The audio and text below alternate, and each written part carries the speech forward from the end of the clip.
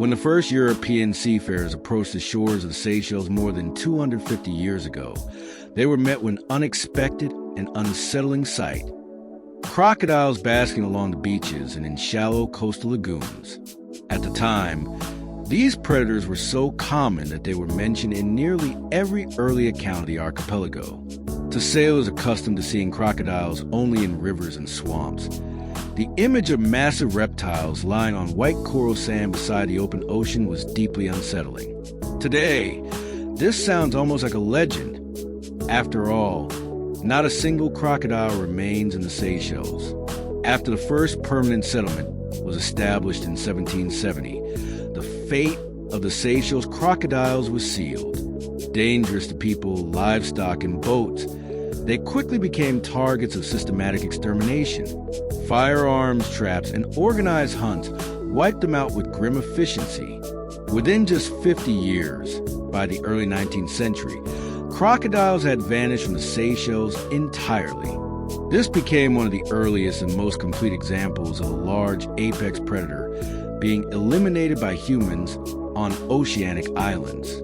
For decades, a mystery lingered. Were these crocodiles a unique, island-evolved species, an endemic survivor of deep time? Or were they newcomers, occasional arrivals from distant shores? With no living animals left to study, scientists could only speculate. The answer has emerged only recently, thanks to genetics. A new study published in Royal Society Open Science revealed that the Seychelles crocodiles did not represent a separate species. Instead, they were part of a vast, almost unimaginable in scale, population of the saltwater crocodile, Crocodiles porosus, the largest and most dangerous crocodile on Earth. Researchers from Germany and the Seychelles compared DNA from modern saltwater crocodiles with mitochondrial genomes extracted from historical museum specimens of the genus Crocodiles, including rare samples collected in the Seychelles more than 2 centuries ago. These specimens had spent decades unnoticed in museum drawers, their significance overlooked, until modern genetic tools turned them into witnesses of an extraordinary past. The saltwater crocodile is the only crocodilian truly at home in the open ocean.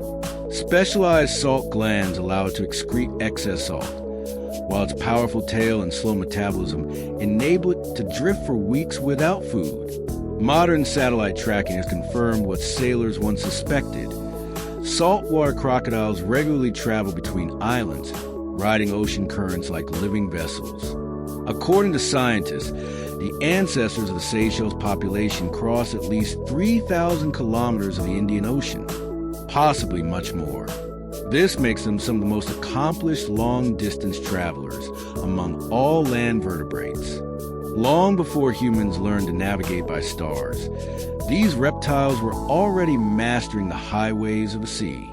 Genetic evidence reveals an even more striking fact.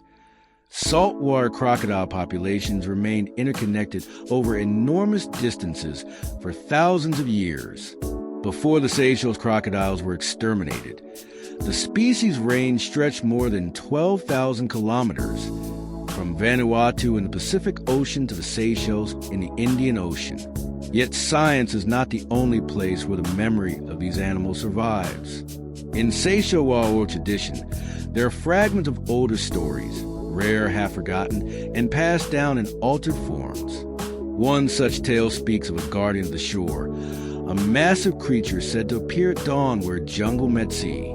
According to the story, the crocodile was not merely a beast, but keeper of balance between land and ocean. Fishermen believed that when it lay still on the beach, the sea would remain calm, and storms would stay away from the islands. Some versions of the legend say the crocodile arrived from the far water, carried by currents after great storms, an echo, perhaps, of real ocean crossings witnessed by early inhabitants. Others claim that when the last crocodile was killed, the islands lost a silent protector, and the sea became less predictable, more dangerous to those who failed to respect it, whether myth or memory. These stories suggest that crocodiles were not only feared, but also deeply woven into the early human perception of the islands. symbols of raw nature, power, and the uneasy boundary between safety and danger. The story of the Seychelles crocodiles is therefore more than a tale of evolutionary endurance. It is also a cautionary narrative about forgetting. These animals survived oceans, currents, and millennia of environmental change. They crossed distances that would challenge modern ships. Yet they did not survive their brief encounter with permanent human settlement. Today, as conservationists debate the rewilding of ecosystems and the return of lost predators, the Seychelles crocodiles stand as a silent reminder. Extinction is not always a result of slow decline.